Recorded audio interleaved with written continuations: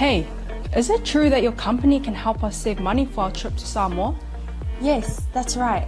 With UP Group Money's partnership with Vodafone Samoa 𝚘𝚘𝚢𝚘, you can save money while you're still in New Zealand. You'll need to register with UP Group Money to receive a Vodafone SIM.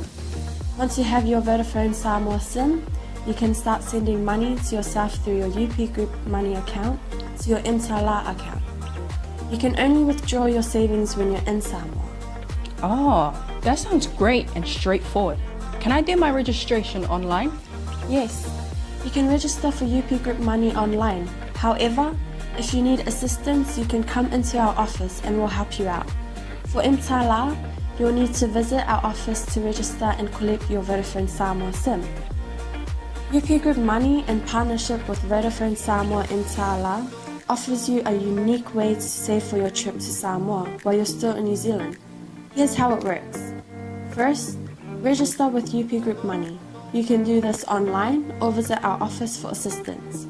Second, receive your Vodafone Samoa SIM. To complete your 𝚘𝚘𝚢𝚘 registration, you'll need to visit our office. And lastly, start saving. Use your UP Group Money account to send money to your 𝚘𝚘𝚢𝚘 account.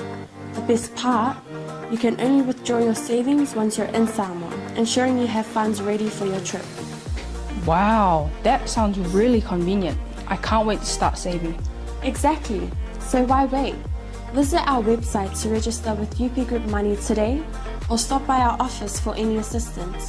Make your trip to Samoa even more enjoyable with our hassle-free savings plan.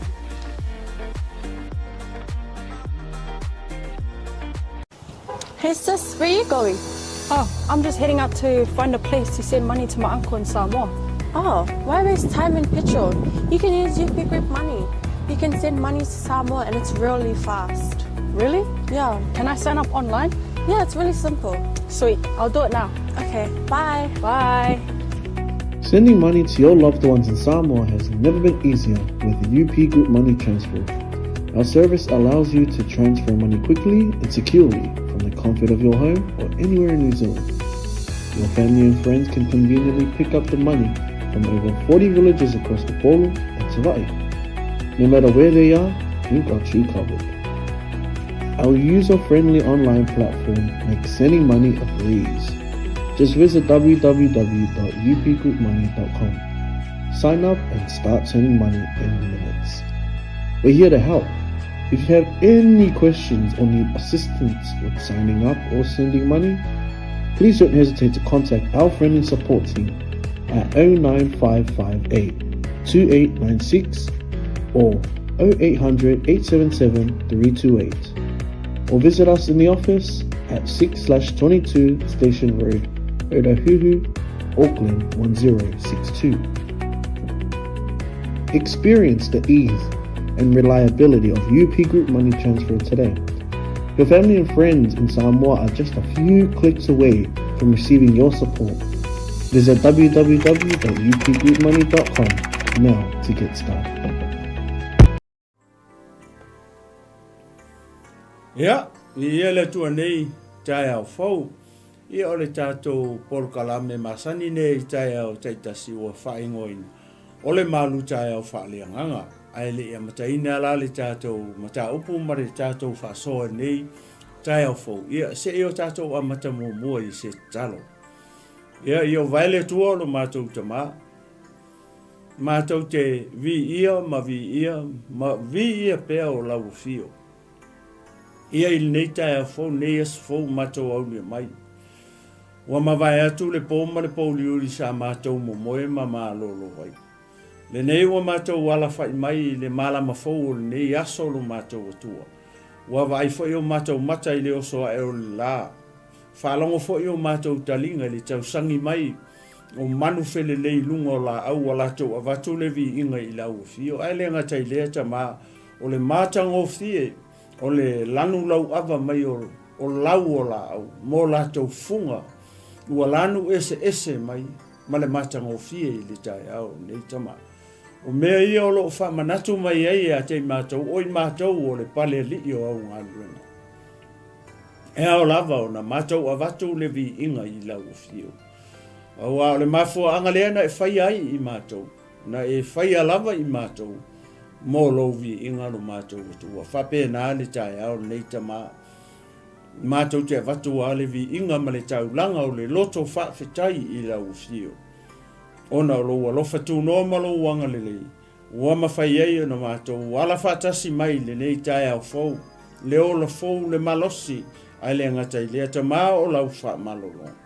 Le le iero mātou atua. Ia matua avi, ia o lau whio. Ia I le nei TAEAO fau ma le nei aso fau.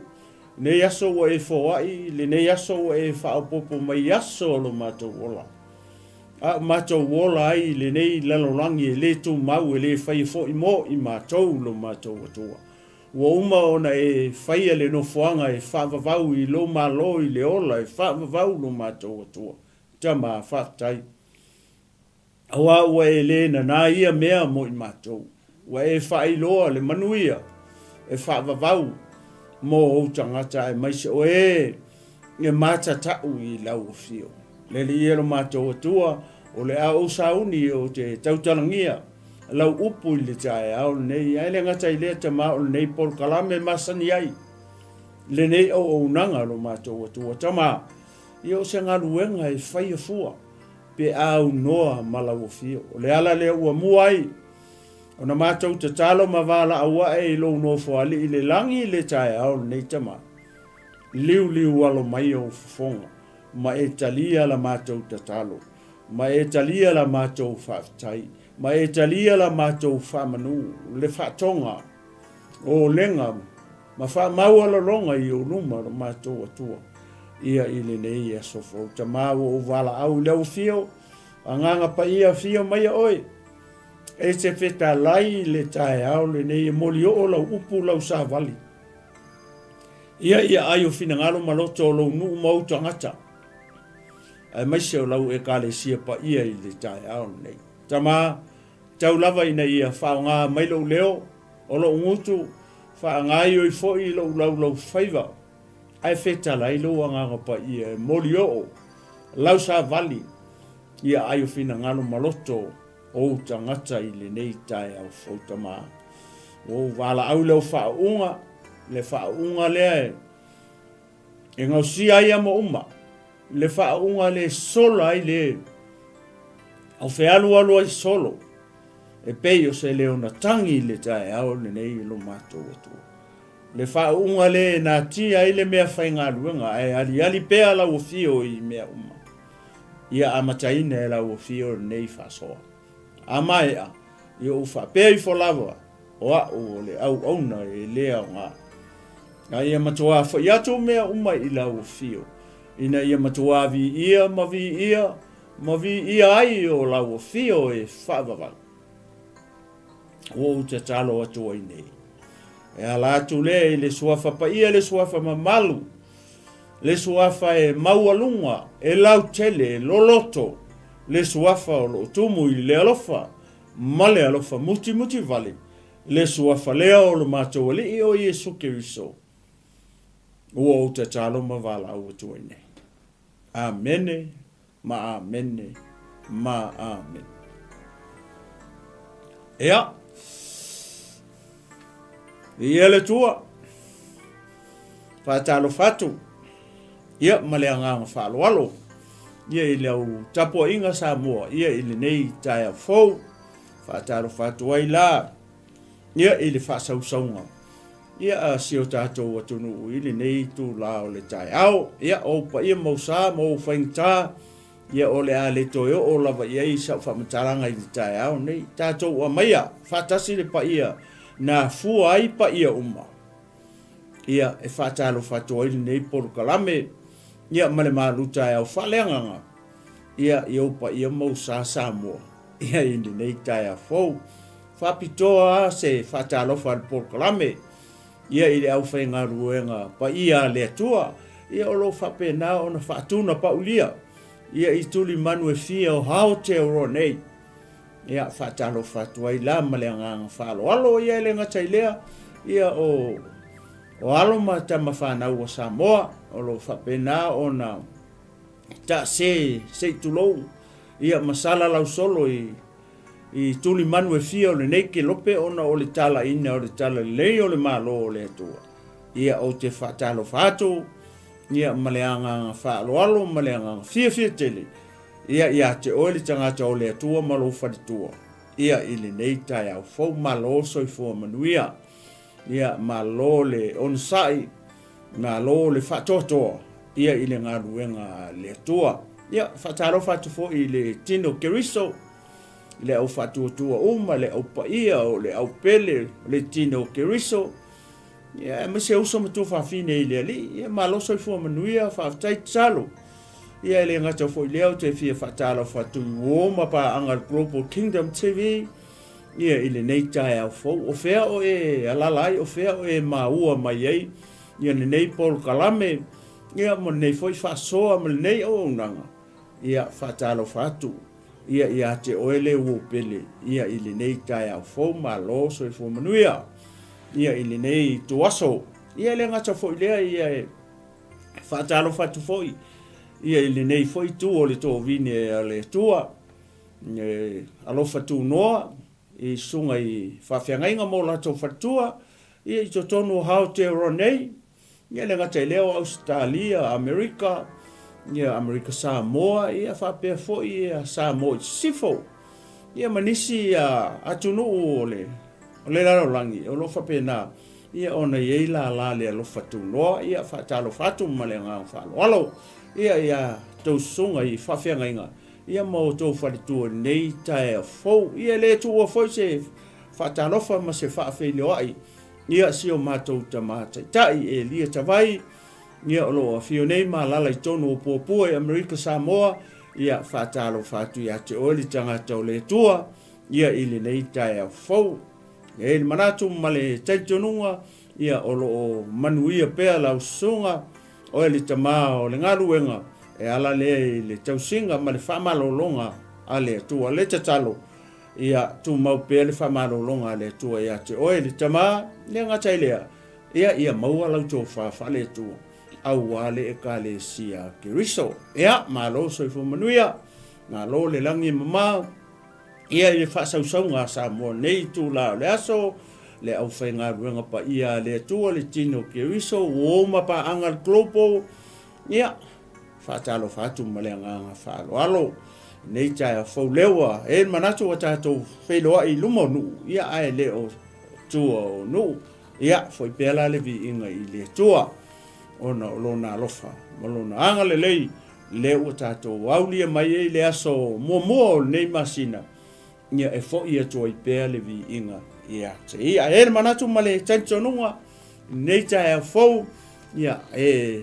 masalo ia aiwa uma ia lau malu tai au fatino ia ai o le taimi nei ia o le ala lau watu ia le malu tai au faleanganga ina ia o ngatasi ia le tino maleanganga ia o tele lavo o tangata fo iwa pe o fia na o le malu tai au fo ile falitino e me falitino ia ai fale fia tele malu tai au faleanganga ia ai o nga ia fo ile ale upo le tuam motato uma o le tulo o le tangata moni i le tutonu ia ale tino ia le fafo ia o le no fo le tangata moni le ton o lo no winga la tulo nei ta o le sia nga fa pe mai le mangai o le la po o tulo o lo tino fo le o tutonu la mako i miki alo le tangata moni le ton o lai oi mai le tangata moni le ton ia nai te malama i ia wa onga le fionga pa ia le tua ina ua fausia le tua tangata ia na faua foi le tino ia na tia mala ia le mingo ia le ngayo ana le manava ia le tua le manava ola le tangata moni la na le ua manava tu na mafuai ona ngayo le tino le fafo ona winga ne ta ua tele la le fafanga o le tino le fafo se tulo i mea ai o le tino e ta tau foi ona fafanga fa le ia le tangata le tutonu po le tangata whaaleanganga, ia vi ia le tua, o le tatou o le tatou tusi, e te mau o le,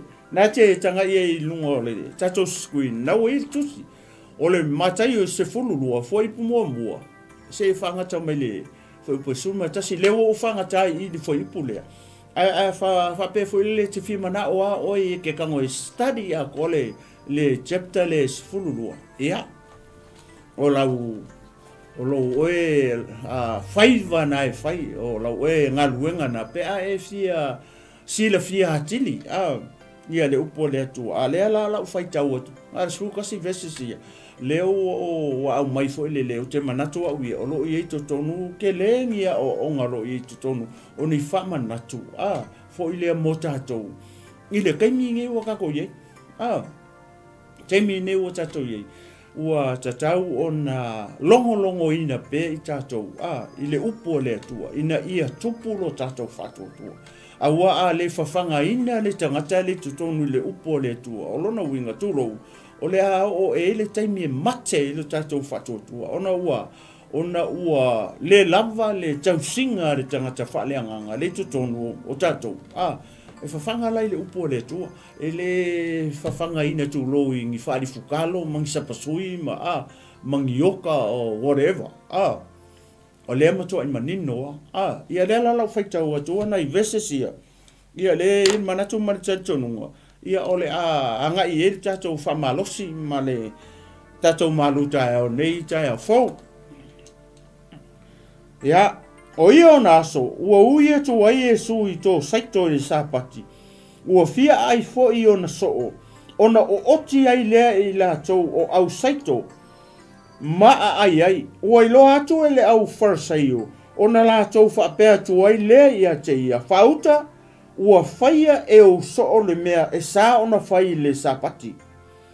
A ua whetalai atu o ia I a te I la tau, e le I whaitau lia ea e o tau, le mea na whaia e tāwita, ina ua fia ai o ia, a toa mai la tau sai a te ia. Na uru whale ia I le whale o le atua, na ai foi e ia a reto ua laulauina I luma, o mea e sā ona ai o ia, a toa mai la tau sai I a te ia, e ngata lava I le au whaitaulanga. E le I whaitau lia e a foi e o tau I le tūla whono, o sāpati uma, ua solia ai le sāpati e le au whaitaulanga I le malu. Ai le sala I la tau. O te whai atu fo I a te o tau, o I nei le ua sili I le malu. Ana o tau I loa le winga o lea upu, o te loto I le alofa, ai le o le taulanga. Pa ua o tau le whasalaina o e le sala. Awa o le atali I o le tangata, o le ali I lava ia o le sāpati. Ua maliu ese ia I lea mea, o na ulu atu ai lea o ia I lo la tau sunako. Whauta foi, sai ele tangata ua ngaselo na lima, o na la tau fesili mai I lea I a te ia, ua whapere. Mai, e tatau ea o na whamalolo I le sāpati, ina ia la tau momoli I a te ia. O na whetalai atu ai lea o ia I a te I la tau. O ai ea so o tau e ana le mamo e tasi. A whai fo I e pau o ia I le lua I le sāpati. E le tango ea I ai, ma ave I lunga. E le sili lava ea le tangata I le mamo e. O lea, e te tawai o na anga le lei I le sāpati. Ia, se whai kaura kiki whai lalo se swaipu se tasi ia perua. E le sili lava ea le tangata I le mamo e. O lea, e te tawai o na anga le lei I le sāpati. O na whetalai atu ai lea o ia I le tangata, I nā whaloloa ia o lo lima. O na whaloloa ai lea o ia o na toe le lei ai lea ua pei o le tasi. Praise the Lord. Lewa e whaalongo I le tele o mau issues ma mea le tutonu o veses ia. Ai nai upo e lua le I o leo te fia au mai I fafo. Tu lo sa mo malau whaafonga le TAEAO nei. E tau langa tua I se au tu. O le mata upu ma le whaasoa. Ia I le TAEAO nei mo. O e le te mai moa mai. ai mai se foi le tangata le kaukala o le ala me le ua tupu i ai vava ai ile me le ua tupu i o Yesu malona au so o le isi sai o le au farisaio ma le au tusi upu a ka kikiro ma la vava ai ia o le mea lava le tupu i ona po nei ai mai se ato tonu o le ekalesia a Yesu pe e folinga mai foi lele a tatou vava ai le taimi nei ma mea ta ia le to tau fai loa tu ia te o ke usiano le TAEAO nei a tatou vava ai lungo social media ni mele o tupu pe e folinga mai foi lele ua toe fe faa masino i ale au ke usiano ua faa masingo le si ke usiano le mea le fai le si ke usiano a kako vava ai le ata le ai o Yesu mauna so po o Yesu le ulu o le kalesia ia male tai tonunga fai utaia le ola i lalo le tula fono le tua lena amai le tua i lana au na mose le ala e a fio mai la Yesu i le tino o le ola ia Israelu i li lalo le tula fono le ala ye o la tau tangata ia le awali i le tau o farisaio le kausi al kula fono o le tula fono e ke le ola le tula fono a fai tau pakako fo i kua tula fono ngai ke mau le soto e lua se fono e oti e le tangata le fai mai fo le kalatia o le tula fono o le mea nga fa o popo mai i le mea na fola ina na mua le fola nga a le atua penga mua fola mai le atua le tula fono le ai o le tula fono le fa mai kalatia o le mea na fa au popo mai i le mea na fola ina o le ale mea na fola ina le kaukala ia ke ne se tolu fa i pos fulu lima ni fa nau mai le fa finge le tamanga ki ku mo momolo o le folanga na o le folanga na o le fa o le tanga ai le kaukala i o ane i tua i fenga ingo fo le mama sangi o fa pe lava ona fa nau mai o fa pe lava ona alofa mai o le atua i le lalang wa ia awina mai ai lo na lo pele e totas ina ia le fano se tasi fa tua ia te ia ai maua ia o le ola e fa o le ala ua e fa longo i pe ona o fai atu o le tula fono o le tula fono ma le alofa tu no le atua ki kilo le la wali le tau si tula fono le kongo tala le le o vai e kula wali la fa me o oti e so o Yesu ia o le aso o le sapaki o le sapaki le kikilo i le vai mo le o le wa vai e tu le farisei po le wali e tau si tu la fono o la wa fai e so o Yesu le mele ka kaunga fai di sapaki i lalo le tu la fono ia a tonu o la le o lai le fo i o lai stika la to ina ia kausi fo le ngu le kula fongo langa o kula fongo le tua ai mana tua o le wa tau nu le tangata le wa ka ngu le tama le na fola mai tua a tato vava ai le kusi le o kalatia o le tau tala le tusi le o kalatia i le tama le ia male tu la fono le pe o kula fongo le wo mai le ori le wo mai ia Yesu ki lokua wo fai e so o Yesu le me le tauna fai le sapati kusala o le sapaki ale pa tato vava ai foi le mele o tupu le ala wa complain no le awali i Yesu so le nga fai ni o so le mele tauna fai le sapati o ko kongola o le tala le ma vese se e pe no fai tau atua le ala ua li liu o le manga ia foi le pe atato vava ai I upu ia e mention e Yesu I. A se o kako mua la I le kala mua. Le tala mua I le mela le tau o le tula fono. Ma le sa paki. O le sa paki e soli lo e tangata kau ailo I maa oki lo. Ale mangai o le tala le I. Ia o solo Yesu fa matala mai lola le tala I le tangata mua. O le tangata mua le nga fa makala e foi le nge Yesu le o ali o tavita. O le mele o tupu ya tavita. O fia ai tavita. Malana au malanga. Le fa mai na anu la I le fale o le tua tavita. Ale aso le o le aso sa paki. O le aso sa paki.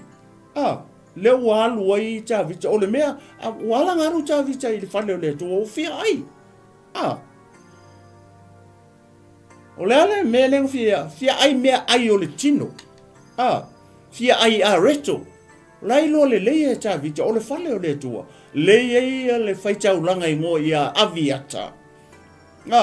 Lenga alu I ta vita. O le ongo u fia ai ia ta vita malanga au malanga. Ai le condition e kasinga fai mai le faitau langa. Ai mangai le kongi mai aviata o condition e kasi. Ai le I aveanga I o a reto kiki lo koi. Ngā le au faitau langa ai le kaunga ai engiskaka. Longo winga special a reto ia lenga ai kavika. Ia lau whamatala foi le Ia ole si mea, ole si upule mangai le ole pule ta o le malu por fale o le tua. O le wa soli e ta vita le man. Le ala se o fai tau le titi tua. Foi le I le tala mua le ina ua fai mai ia le olia. Kusa o le ngata ua ngalu lue. Le mea leo le ngalue le sa pakisa. I lalo le tula fona. Sanga ngalue sa paki. Ale mea le ua ia to ele au ali ia au kausi sa paki. O lalo nga o aku wa so o Yesu faki mai. Mai. Le mea le kaunga fai ele kaunga ngalue le sa paki lalo le tula fona. Eke solia loa. E oki loa. Ai sa kaunga aku le uri ia pe pe fa pe o la tole ka usier tu la fono sei tu o aku lo fa ko Yesu so ese se la vai ni mela uri le fa ni sa pa ki so ese Yesu sei o la uri o la ko soli sa pa ki I fongale pe ta to va ai le si tu o le tala le vai foi lai le la fa matala mai lo e Yesu Fai mai, a ua feta lai atu o ia te I lato. Le mea na faia e tā vita ina ua fia ai o ia. Ua fia ai. Fai fea pea sausisi te oe le sa pake fia ai. O la sau. Kusa o le anganga tonu anga le mere kau fia momori atu sa vali o le TAEAO ni o le kula fongo ma le upu ai kasi le ka ue Yesu I o inga kako I loa ai o le fe au le a Yesu o le message le a Yesu o le upu le kasi ne mention e Yesu I ma sau a Yesu ma le upu le sa wa fi el kula fongo le le la tato wo I o I la tato te loa ele fa pe la ua lea o ngatu la fono. Pēnu whamai Roma e sfulu fo I po fitu. Lea I o lae ku arku la fono. Leanga e pa ia malelei. O la lae ku arku la fono. Ina ua whanau mai la le tamale. Leanga fola mai kua. Sau lor ku la fono ku I. Whamai karatia. Whamai o le tu la fono. O le tai tama e ka inga ka ko ia Yesu Keriso. Lea la wa fa na mai Yesu le Yesu ko kala le. Lea la wa sa ro Yesu I. Ai va ai a fai o le fa mai o le tu la fono o le tai tama nga ke ka ia mai ka ko ia Keriso Yesu. O lona winga o nga sa wa le ku la fongo so I fu ma fa na mai Yesu le kingo. Sa ro ku la fongo ku I. Aisea, leanga leo saule tama lea.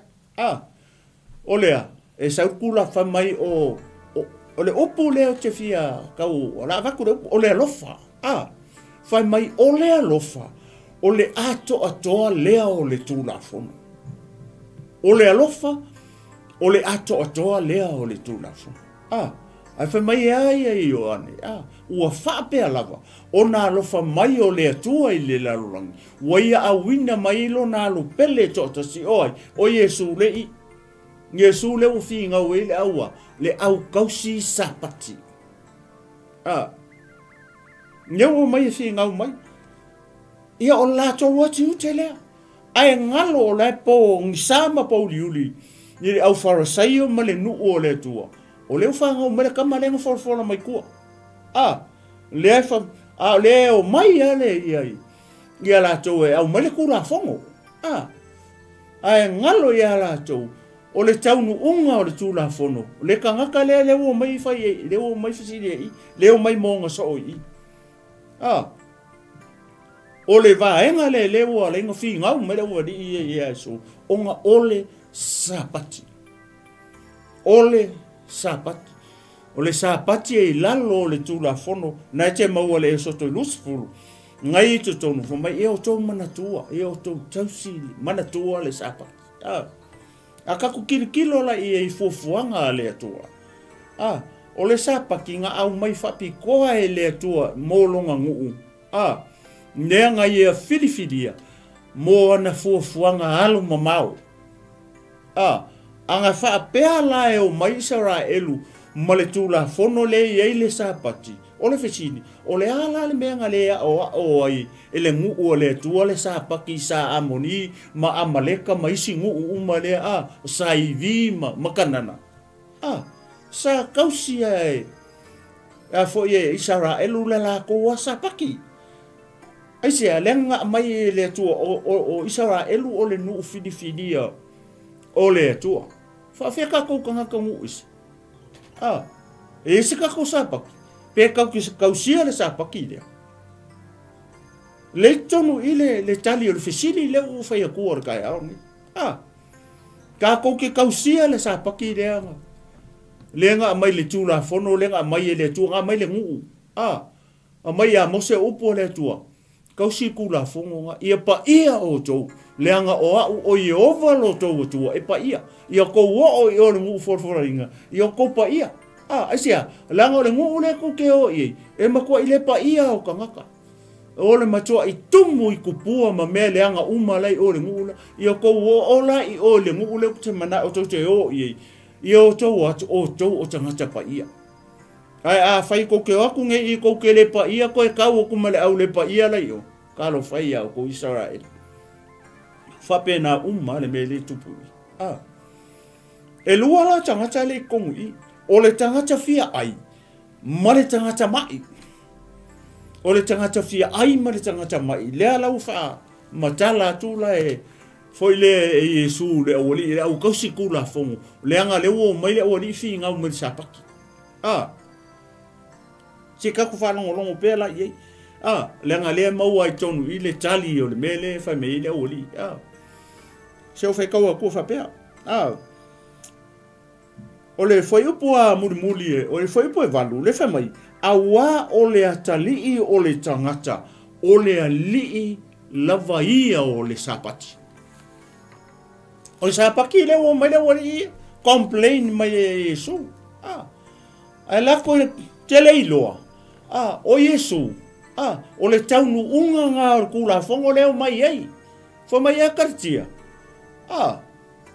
o le tula fono o le tai tama ia e kai ia e tai e tatou ia ke riso Yesu leo mai fi ngau mai leo mai le tula fono o ila le upule pe o fai aku le lunga i le verse fitu le upula nga ke afitia malea le kula fongo le o mai le oli o le sapaki le man ngai o le foi le famatala mai Yesu mo kala ia tavita ia male au fai taulanga fa longo fa nei fai mai na ulu fale ia le fale o le atua ua na ai fo ia a reto ua laulau ina i luma o mea e sa ona ai o ia a toa mai la tau sa ia te ia e ngata lava i le au fai taulanga. O le fisiri nga ave le fai kaulanga a reto sa ia. A reto ia nga o aviaka wao. O le fai taulanga nga kaimi le lei e ke mau kusu Samuel. O a reto ia e kongui. O a reto e fai taulanga sili. O a reto nga o aviaka e ai. A lewa latu le tangata fia ai. E su ese mea ai. Nga ave e aviata ia. Ia fo ia. Ia a reto ia le i nga o ia e kaunga ai. Nga ave. Ai sea. Ai sea me wala nga ave fai taulanga ia a reto ia tavita. Ia nga keilo kasi ale upu. Ole alofa. Ole alofa nga le nga ave aviata ia. Ia a reto ia nga o ia e ai. E sa nga ole au fai taulanga sini. Ai sea le me wala nga mamulu e. Ole sea o nga mo e. Le au ke siano ma le au fatuatua i le TAEAO ni. E kai mi kau ke fia foi le o mai mangaku fa mawolunga ia tatou fa pe ko o Cristiano o tatou la tangata fa tua o tatou tangata o talia Yesu ai le mo fa nga mamuru sau ni masengi po sau se furu sengi pe la ku amese o yo tara o la tangata isi la ye kasi ale upunga ke afifi umarikula fongo nenga mai amo se olea ale upuka ole alfa vai foi lei le ave fai tau si le ave aviata ia le areto sa ia ka vika ai se langa le solo me le falo le tu o le sau tanga tau le tu o sau e fia ai kasi al condition nga fai tau langa le ia ka vika ia tonu e malama fai ku ia le fai tau langa ia tavita ia e pau ale ole po ele foi le po ua momoe ese ia tane mai ala toa ala kala ka vika io e aviata o le po kolungi o po ele ko o aku ia ta maloloa po langa au kaule ia la toa valoa kolu waso ia avelo pau anga conditional me nenga ele o ye le tonu fo avele fai tau lang sidi onga ole alofa le o mai finga me sapaki le au kausi tu la fon o le anga o ne fa malosi nya ia tato malama fo ile ese senga o le tu la fono ma polo a inga Yesu ke witsa le ala famai le ala o to sa ko fa makala mai Yesu ma le sana famai ele fai taulia e fo i o to ile tu la fono wai or kula fongo le fo ko mention mai le upo le tu la fono famai ele fai taulia e fo e o to ile tu la fono o sapati uma ua solia ai le sapati ele au fai taulanga ile malu ai le sala i lato wa vai le wa maku ai alu ai su le loko o langa upu ele ai ma se malama yo le au fai taulanga au li e ngalulu ile sapaki le ngalulu e tonu o le malu le lau ke fai taulanga ke malai ma se la ko ai fa pela ko ia ai o lai wa mangalo la ko sala la wa kamale la wa atoa wa tonu malele ala toa mi ale sa ia sofa mai ko ke le lo o le soli e la fa kaulanga sili en malu sapaki ai le sala i lato vi ia la tua e fai asi lo loko o onga ma fetalainga Yesu le i le vaenga le ia o le ase ka o le mea aua e te whaamawalunga tūlou aua nge o mika i le mea leo ki whaia whaapea au i le leire mea leo te whaia au ke leo i loa e leo koa le ngā ruanga leo te whaia o se kala whakaikai ngā leo ki whaia koa pau ale mea au o tātou whaia ia kako fai ma loto mawalalo ina ia fa manuia mai le tu a le vai o le o sika o le ko kongo le malu le au osi taulanga ni aso sa pati ma fai ala ko ngadu a le wa mention mai Yesu o ke le loa le ta mai fo ele fai taulia fo I o tou ile tu la fono o le kula fongo le ka le wa alu wa Yesu le kula fongo le anga o kula fongo le mere o ko le wori o le wa to fi ngau o ku ile va ai ku le wa ai wa faki mai foi le so o Yesu ia au sai kuma ai sa pa o la wo ku sa la wa nga lu e sa pa e ke le ame o le ai sa pa ki ko nga oi sa pa o ko nga sai ko ria kau ke le lo por fa ko anga ai le wa le wa ko ma faki ko ma ai e ke le ame le ile vai nga le ta vi ele tu ni TAEAO fai o sapati uma o soliai le sapati vai o sapaki uma o le o soliai sapaki ai ele au fai taulanga ale fa mai Yesu ele sala le o ri foi vai le o onga Yesu o I tatou te loi ele wanga nga ia tu ia le fitala nga Yesu o le mea tā ua le I pe ua vai mo tatou fai ia o le malama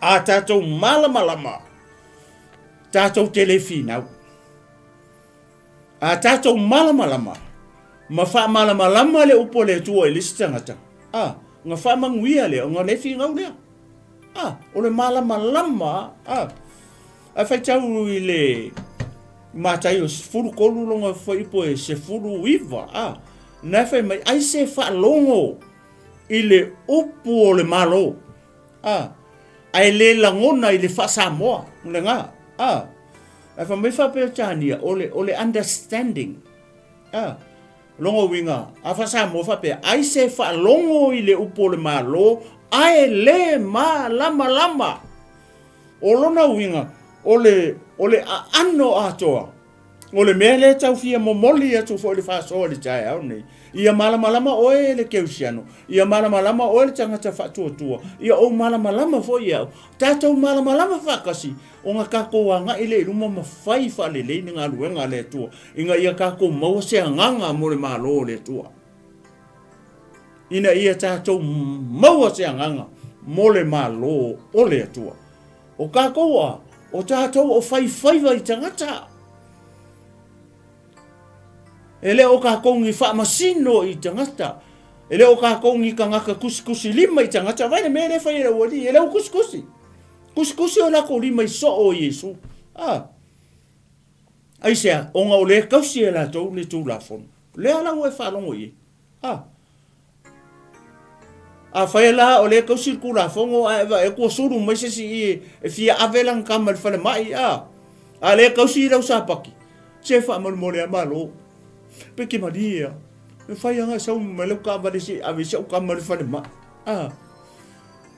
ola le me ke fai a le kausi la sa paki o le fa mamalu la sa pati a le o suru mai si a o se so fa fepe e ngofo I eva e ko so a mai ia lo walo le ta vale lu mo lo fale a le kausi sa paki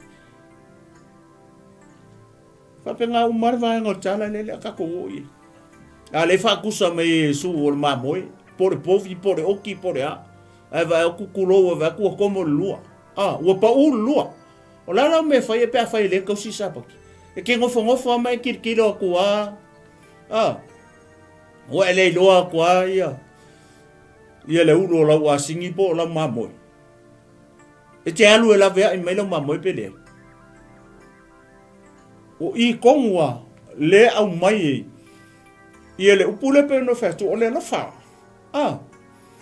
o le alofa o le alofa o le atoanga le o le kula fo ale o mai I o le mele nga fai taulanga I la mele nga fai ave ya ia ka fika ave ye ave le ko nga la pe aku ia aki kiloi ku sa le o sacrifice ave ya ia o le o mai nga vaku me a le toi ai ma o ko makama ala me pe foringa mai le wo sacrifice e fai taulanga wale ai fai kaulanga i me ia o anga ale ko ia o langa me ai le e kaunga ai ale o kango fo ia tavita mai sa paki vi ele tu ni ta ke leo se wa onga le ia mo tatu vi ia le tu ni ta ya fo vai foi le le ala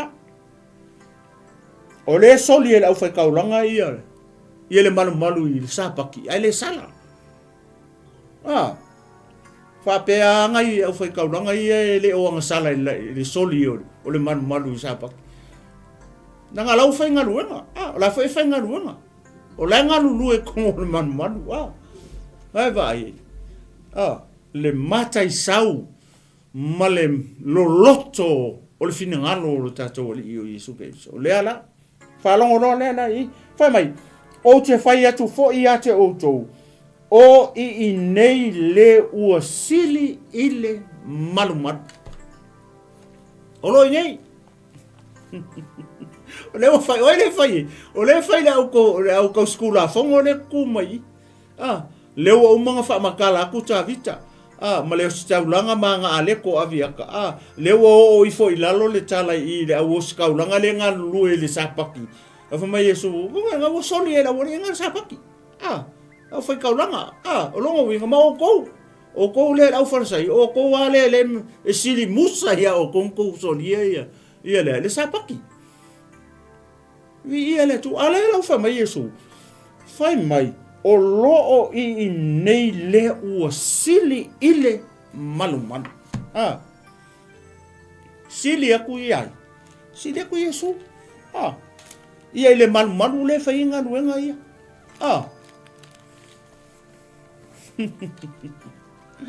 e sili atu le malu le fa le kingo ia Yesu e sili atu ia Yesu le malu farkingo le o mai le ori malu le soli le au farsaio ma le ori e sapaki uma ale fa me olo i nei le sili le malu oi o Yesu e sili aku Yesu le malu le o mai le au ka skula fongo ye ma au fai kaulanga ye ma la ko uma e akangia mai i so le soli uma la ko sapaki i le sila le tua nga o ia ia vi ele tua ora kan ka sili kun man o Yesu me fa mai Yesu okay le pekia i lalo le man ni ai okay fa tu wina ia so ko ole ko kala Yesu i longa maliu malonga ko ku o nga ka ke lo e sili atu la Yesu ngai lo le man le sa fa ne e o le ko kongu le o ri ma fa yala ko nganu le malu sili ku Yesu i me o tino vi ele tu fa mai no le ana o to i lo le wingo o le upu o te loto i le lofa ai le o le taulanga le upu la ne ngo fa ko o te loto i le lofa ai le o le taulanga o le upu le kasi o le lofa le a fifi umma ya le kula fongo le mai mele uri o le upu le o le lofa le nga mele uri e kula fongo le nga sa kula fongo sa war kula fongo nga kulo i ele i ova i lunga kula fongo le kamane nga fola mai ku pe on fa mai kala tia mai o le tula fongo fo e o kier kanga ka ele o la sisi e o titi tanga te tula fongo e le o la sisi o le fio mai la o Yesu le o la ka ko le fe mai ma sau Yesu fa atau mai tatou i lalo le tula fongo vi ia le tua fa akau mai ka ko fa akau lea o le me le fa atau i tatou e Yesu fa atau ile lona toto se o kanga se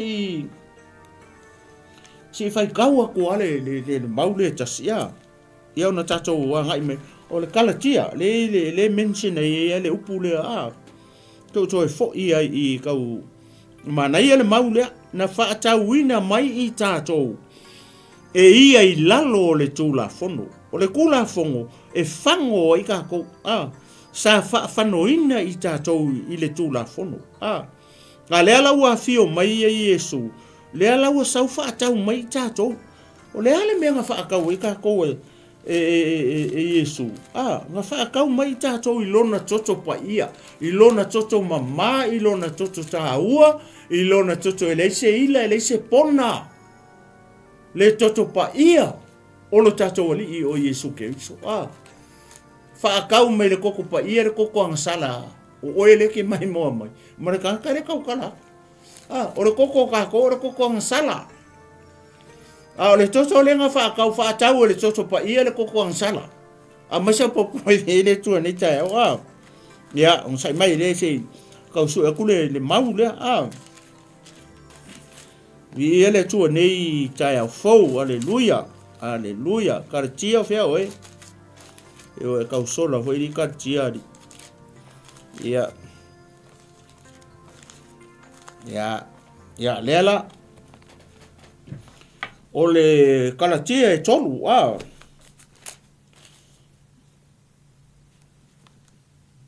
O le karatia e tolu. Ia. Ia foi pula e sfu tolu. Fai mai.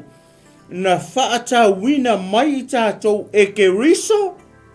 Ai le whaafanonga o le tūla fono. Ina ua whaafanoina o ia mo i tātou. Ua e waile e. E anga sala o e anga sala o ai whano o ia. Ia Yesu. Oi sea. Langa e oki kako i lalo kula fono. Sa whano i tātou i lalo le tūla fono. O le kaimi e ke solia i le tūla fono. E oki loa. O longa winga. Anga le a fio mai Yesu. O longa winga e oki haka ka uma. E o mea la kaimi ngenga se anga sala ka wai oki. Se se te angata anga sala ka wai oki. Ua le ai masea. Le ai masa wha moe moe. Le ai masa tātou wha moe moe. Ai whaafitai lo tātou li o Yesu Keriso. Lewa ola i tātou. I longa alofa. Longa alofa. Se o whaitau atua nei nisi maule i tau momoli e ia le whamalosi i le TAEAO nei. Whai mai. Ia, mesa pati e vi e le tua nei TAEAO. Whai mai e whaafano ine la tau uma o e tau ine le lau. Ina ia o ai inu u ese le manu ia o apero amo ia Keriso Yesu. Ina ia tātou maua i le whaatua le na fola ina o le anganga lea. Ia le tua. So e kua isi foi upu le i le mensiona ia le tūla fono. Whai mai. Ua o mai le whaatua o le nei. Ua le toe pule ia te i tātou le tai tama. Ua o mai le whaatua o le nei. Ua le toe pule ia te i tātou le tai tama. Le ves le lufu wha, le ves lufu lima lela, lufu wha lela o whaitau atua. O le nei. Ua whai mo tātou tai tama le tūla fono e tai ina i tātou i a Keriso. O le kula fongo o le kai kama. O whea kai i kako. E kai kako i a Keriso. O tau whalongo la i TAEAO ni. Leo mai ale ua li leo mai ale tūla fono nga iso ia. Leo la ua tau mawhai Yesu fo lele e whaamangingo aku. Matau nale upu. Matau whaafiofi atu ia lana. Ia langa message. Tau mawhai Yesu fo lele i se awala fo lele tau moli. Malia atu ai matau whao atu ai. Pe tau mono se tūrou. Langa savani, langa message. Ole alofa. Aisea, ole alofa leo Yesu Keriso. Ole alofa leo le tua. Lea sailonga alo Yesu Keriso. Lea lai ola i kako. Wakako ola i lea. Ile fatua tua. Ile melenga fai Yesu. Lenga mariu Yesu lunga. O ia ole tau langa ola. Inga ia ola o ele te mai moa. Mai ola tangata le tala no atu. Ina ua tātou salamo. Salamo mua. salamo matalia. Talia lea, talia Yesu, talia le upu. Talia le upu le tu aisia. Lenga le mai wa liu tino tangata le upu. Ione mo mo fa upu sufa wa liu tino tangata le upu. Leala. Ko vaili. Pe o vese si ele no faita ua tua. O le kai kama. O le koe o mai le fatua tua. Oi ka ku fa ko i. Tato fatua tua le tamale. Tato fatua tua le mele na saunia le tamale. Lal me na saua ku mo le ulu le di le nga mention ele tua i ku. Ile kene se tolu fo i po sulu me fa nga mer finga le kama ku mo lo ulu. Le ala fa nga. Le wali utino tangata pe o fa mai yonge mo fo i pe sufa. Le wa makalanga ministry ai mai lo le au ko skula fo. Ya ko fo ya la sa fo le. O la ko le mele o mai longo mertu la fo no. Ai pe chai ane o le wo fa na mele chama. O longo winga sa lo ku la fo le o mai mele ori. Sa lo ku i. Ele ka la Yesu. Le la unga mo Yesu. Na te mau le Mataio ni me fa mai. O ke le sa o tala tu la fo no. Ai ia fa tau no le upu le ala ofa o le alofa. Ala o fisiri ia so o Yesu. O fele polo inga sili o i tonu o le tula fono. Le kula fono, le kula fono le nga mai amos. Fa mai Yesu, ia alofa atu i le atua malou loko a koa. Malou mafaufau a toa. Malou kingo a koa, malou anganga a koa. Love God with all. Awa ke alofa i le atua only a half or a 3/4. Give it all to God. Fai mai lola ia. Ia alofa atu i le lua te tua oi. Ia pei lava o oe i ake oe. Love your neighbors as yourself. O le akoanga nga. O le tula fono. Ma le au perfecta. Ma sa popo i e le tua ne TAEAO. Praise the Lord. La. Fa mai Yesu. O ke le loko. O te le loto. O te anga kou malama. O hau. O ke loko i le alofa e siri. Aku le alofa i kaulanga. Leo sau Yesu e. Leo sau Yesu e whatau no. Ia upulanga whaikua. Nga ke loa le Paris furu. Nga ua ofo mai e Yesu ia. Wha mai o tau langa o koko povi mama moe ma. Ke le finga ngalo i ei. Ai whawhetai. Ono re tino e whaia moa au dad. O la ualo e whai lo fina ngalo. Ai sea, langa o umanga kusia au le kusi ka ai. Toko vai. Nga ofo mai ai. E Yesu i e sau. Nga malie. He agreed to sacrifice himself. To die on the cross. For our sins. Ia le tua. Ia la kako o lela koe kiki a umare tato Mataio. Mai sa popo, mai sa pati. E vi ia le tua nei tu lao le aso. Ia ia le tua. Ia o lela tau vave atu ia ona o le tato taimi ia. Ia le tua.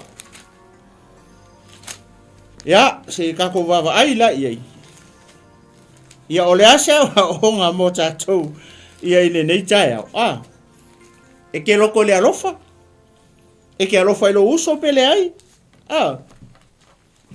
Ia ke le maua o ngale i mō tātou. Le au ke usiano maritino ke riso le TAEAO nei. Alofa. Whai mai pe kaukala i nganga a ngelu ato matangata e le iso alofa. Mai mau. You are liar. Pe ke pero feka ange pe pero feka aku pe a le iso alofa. Ele sia nga. Ko va ele pao upu le alofa. Ni ia le tua. Ia le ala o to fa longo ia. Fai mai o te loto i le alofa ai le o le taulanga. Po ua o to le fa salaina o e le sala. Mera le fai la uri for sai o ia. Ale se lo fa o ngor kula fongo ia ka oi ma uma. Me nga le mo tula fongo. O le nga kula fongo e o ki ka. A le tula fongo nga fa o popo o kula fongo me nga fa o popo mai. Ile fa popo mai le folo langa fai ai. Ele tua kene se tolu verse 15 pe fai ka umor kene se tolu. Inga ua pa le unua i tangata. O inga i folfolanga nga olea. Folfolanga o fa o tanga. Ale kula fongo. Le whakoa mai i fea. Le whakoa mai i a mose. A ka kikilo le vao mose ma apero amo. Oka se mamao.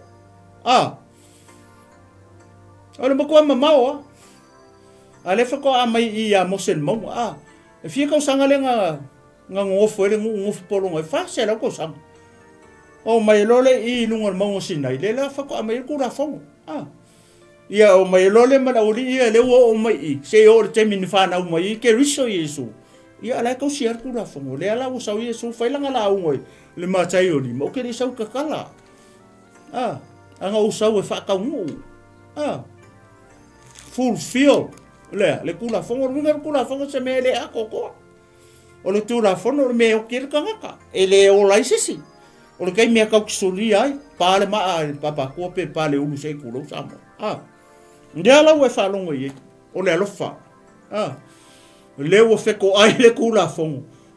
Male alofa. Leo whawhea ngai le oki. Male ola. O le tūla fono e oki e tatou. O le ola whea kau ke maua. Kau ke maua le tatou ali i o Yesu Keriso. Vi ele tua nei tae fongo. O ila. Ndea lau whai mai. Leo te fia fasola i titi atu le mele. O ngaro sa pake le isu. Wamai. Awa o le atari i o le tangata o le ali i lava ia o le sapati. Wow. O le ali i lava ia o le sapati. O ai le ali i o le sapati. O Yesu, lala winga o le upu. O Yesu, o le kako sapaki. Ioi. O le sapaki le kausi kua i o le aso. Ara kako sapaki e kausi o Yesu Keriso. O le whamai awa o le atali o le tangata. Po Yesu, po le atali o le atua. O le alii lava ia o le sapati. O longo winga o le kako sapaki keusi ano. Mai le taimi o Yesu se i o mai le asongi. O le kako sapaki o Yesu. O lala kami e celebrate le sapaki le oe mao. Pe o le aso fiku e aso o le vai aso le sa kausi no. O le aso sa la ko kausi. A le sa paki ka ko le o ko kongo o ma.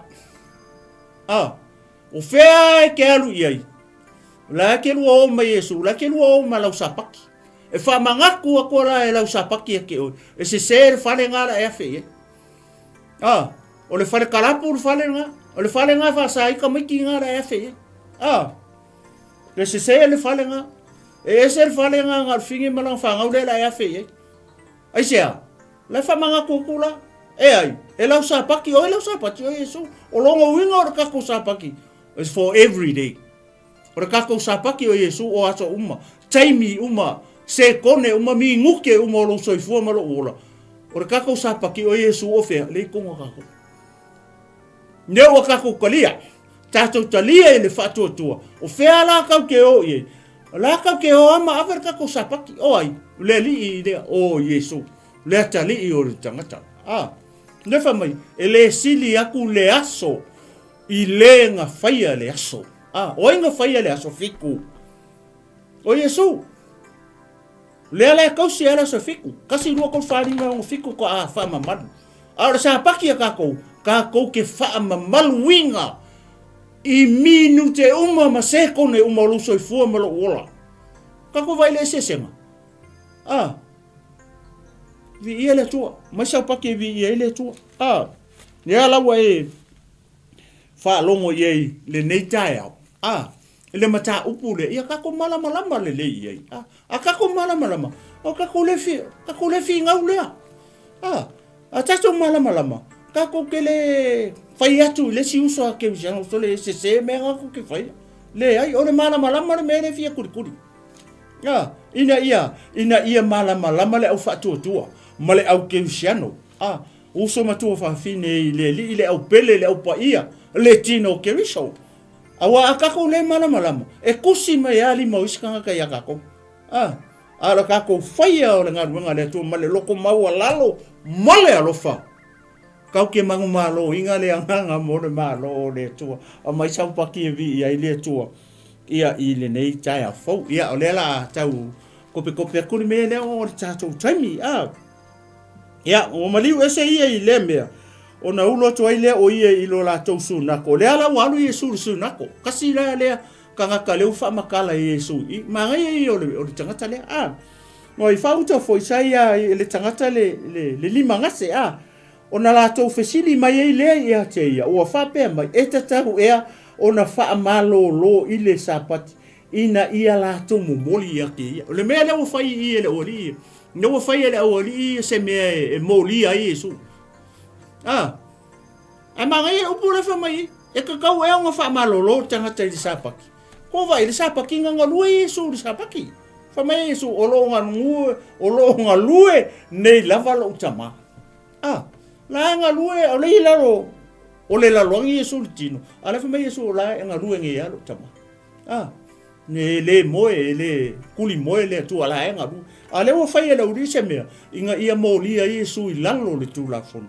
E fa malolo ea. Mai le maanga ia. Ale loa. Le ka nga malolo. Ka fa malolo. Aisia. O ngole upula le ngu fai e tuai. Le upule fa mai Yesu i o te loto i le alofa. O le alofa. E si o le alofa nga fifi le kula fongo le o mai le ori ia. Pela o sa paki o le mulua o le Salamo. Ea, famelo lai, ona fetalai e tuai le o ia te, oi e so o tau e ana le mamo e tasi, a fai fo e pa u o ia le lua e sa pati, le o pa u lau mamo e le lua. E te le tango e i ai ma ava e lunga. E le sili lava e a le tangata i le mamo e. Oe va ai e. Nau pa ula mamo e pe o fai kumua mua. Vai kura o so a mero o kari e piki apu. Ale kausi sa paki. O le ale meke fai, ko e pe o ki e pe o ka whakawhala o ala se kurou ngai kaya. Pe ke alu ke kurunga alu ave el whane mai. Pe suru mai se sia o le fia ai pe o suru o ka vika, e ke ave ise me pele. Mava i le te leo le upurenga ke a fifi e kura fong. O le alofa. La. Ka mai se fai fa punga se si tangata. Ka ngo fa makala le upule o le la fa mai o le live over victory everlasting. Ma ngai foi. Ma ngai foi nga me o lo wola le. Ile mangu malo e fa va. Ia le tu. Ko sa o e fa sa mo ngo yem. Ma sa popo vire tu le la uma. Mai le la ia. Ele siri lava ele tangata ile mamo. E siri akurkanga kar mamo. E siri oe ma umai kako umane mamo ele pa ulua. Ale walu i tangata mai lunga. Afa fela pa ke pa u ele lua. Pe a koe turn around le ia le vesti le fa mai le tu. E siri aku oe lo mamo ele pa ulua. A wala ngalu le kanga mai lunga le mamoe o ngole alofa o langa mamoe ala vai aku ala umanga ko ulu ko ipu mamoe ma pe ku lo ai fa fela pe a turn around le vesle fa fela pa ke pa u o pe pa u o luole o ai alofa mai ya oi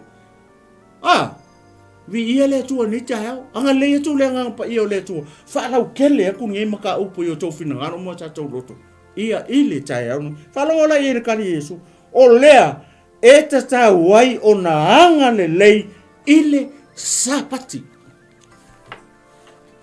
Anga lei sapati, a lofa le sapati. A lofa i le li lo watoa. Lo kingo a kolo malosi, a kolo mafafau, a lofa i o tua oi. E le fa penga o kangaka e ke masangi e malo fangonga e lofa le anybody. So sisi, fa fenga fa maungia kalanga. E fa maungia tala fa auto foi le tangata Samaria le ngala ku kau ngaka le ka ki e lunga la orkele la ko fa kau langa alu aku pasi au ka ngaka loku o ka ngaka le kausia kura fo au le Samaria kau ke le lopo le ala ngalu nga le Samaria ngala ku nga le o le atanga o le ka Yesu nela we fa longo ia le TAEAO e tau ona tātou wanga le lei ile sapati e tau ona tātou alo lofa ia ile sapati ia el manatu male taitonunga ia ole a whangata mai ile tātou polo kalame anga le lei le anga o le tua ia wha atoa atu le nei mata upu ma le nei sa vali lo finangal ma lo loto ia ile TAEAO nei pau leo se mea o soani mai le anga pa ia o le tua ia tau e mawhai ona o tufa atu ai o le loto o le upu o le atua e le mawhai o ngai o i sei loa stangata ngā o longa nganga pa ia wha atoa atu ma wha malama atu lana upu ia i o tau finangalo mo tātou loto i le TAEAO nei o le a tātou whai u se talo i o vai le tua o le mātou kona ua mai e nei le ngā luenga le mai e ari tangata e le ato toa e le malama i fo i lo nuu mau tangata ai o te talo a nganga pa ia nganga le lei ia wha malama ma wha i loa lau upu ia i fina ngalo o tangata ma lo nuu e meseo lau e ka le sia pa ia le TAEAO nei tama ia ina ia lave ina se nganga molo malo a sili o na tu fatasia le tino ke wiso ina ia tasi le tino ke wiso ia se upu se tala o tau tala i o le tau tamali i lau whafonga tamali TAEAO ne wha ngalo mai au o lau au ona ia fo ia tu mea umai lau fio ina ia vi iai oe nei masa uma se ia o atu i le whavavau lau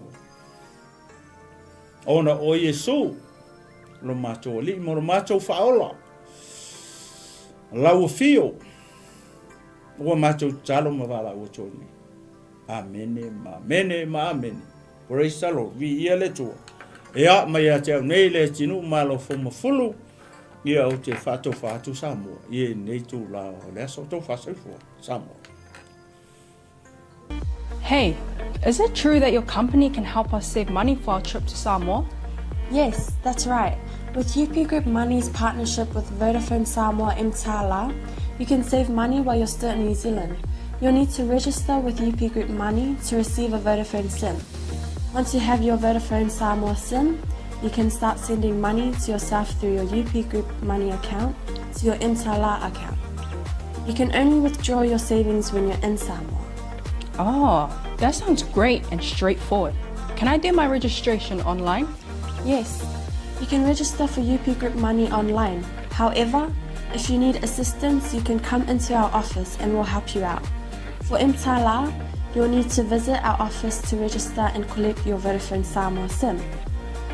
UP Group Money, in partnership with Vodafone Samoa 𝚘𝚘𝚢, offers you a unique way to save for your trip to Samoa while you're still in New Zealand. Here's how it works. First, register with UP Group Money. You can do this online or visit our office for assistance. Second, receive your Vodafone Samoa SIM. To complete your 𝚘𝚘𝚢 registration, you'll need to visit our office. And lastly, start saving. Use your UP Group Money account to send money to your 𝚘𝚘𝚢 account. The best part, you can only withdraw your savings once you're in Samoa, ensuring you have funds ready for your trip. Wow, that sounds really convenient. I can't wait to start saving. Exactly. So why wait? Visit our website to register with UP Group Money today or stop by our office for any assistance. Make your trip to Samoa even more enjoyable with our hassle-free savings plan.